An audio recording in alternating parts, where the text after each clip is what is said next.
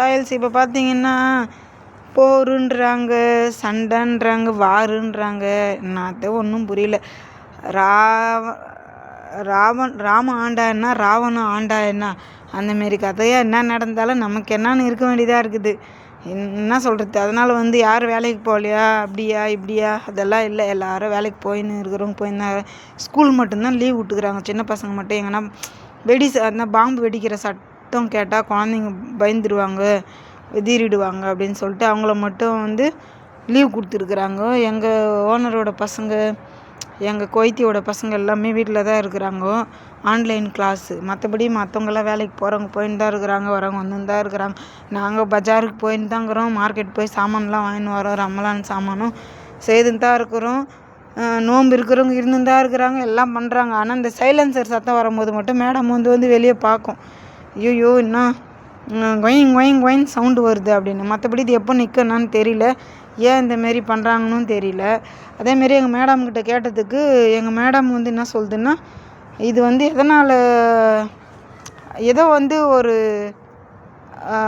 கெமிக்கலோ என்னவோ இது பண்ணிட்டாங்களாமே ஈரான்காரு. அதனால் அமெரிக்காக்காரங்க நிறைய பேருக்கு உடம்பு சரியாமல் ஆயிடுச்சான், இன்ஃபெக்ஷன் ஆகி ஏதோ ஒன்று இதாகிடுச்சு. அதனால் அமெரிக்காக்கார கோவம் இது பண்ணுறாங்க உங்களால் தான் அப்படின்னு.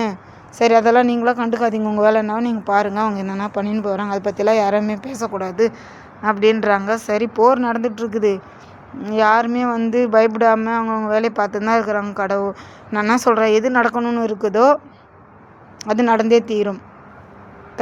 இறைவனால் தடுப்பதை யாராலுமே இது பண்ண முடியாது.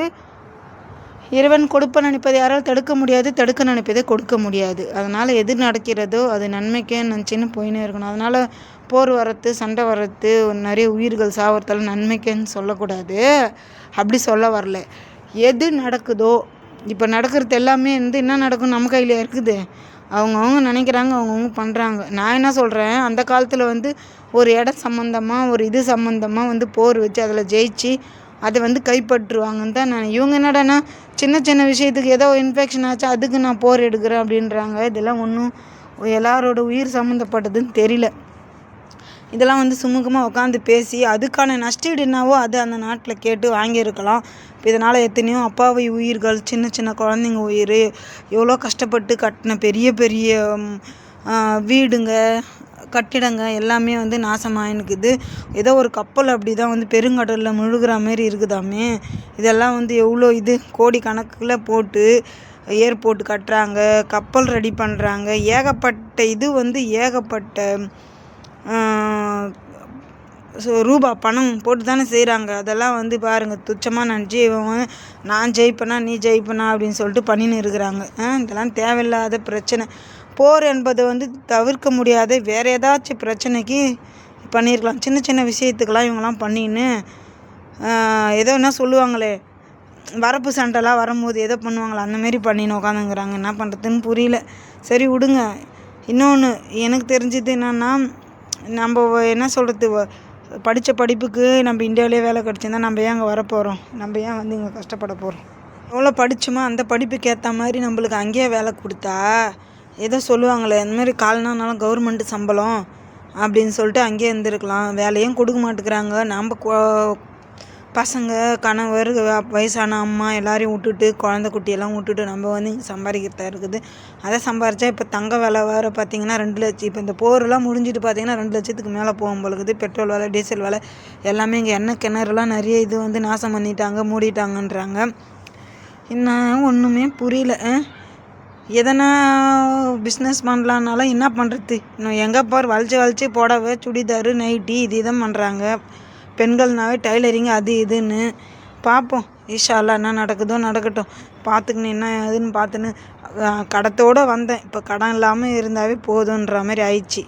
இனிமேல் ஊருக்கு போய் எதனா ரெடி பண்ணிவிட்டு பிஸ்னஸ் தான் எதனா ரெடி பண்ணிவிட்டு நம்ம என்ன சொல்கிறது, கடன் இல்லாத வாழ்க்கை, அவ்வளோதான். கடன் இல்லாத வாழ்க்கை வாழ்கிறதுக்கான முயற்சி எடுப்போம். இது என்ன இதெல்லாம் வருது, இது கூடவா எடுத்தேன்?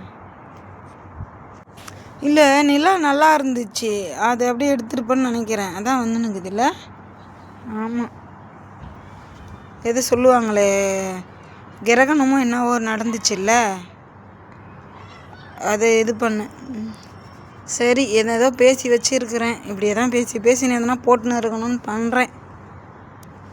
பார்ப்போம். சரிங்க ராயல்ஸ், இதோட நான் முடிச்சுக்கிறேன். என்ன பேசுறதுன்னு தெரில, ஒரு இதுவாக ப்ராப்பராக என்ன பேசுறதுன்னு கருத்துன்னு. இன்ஷா அல்லாஹ் சீக்கிரமாக 2 வருஷம் முடியட்டும். இந்தியாவிலே போய் எதனா பிஸ்னஸ் பண்ணி தான் செட்டில் ஆகணும். ஓகே, பாய்.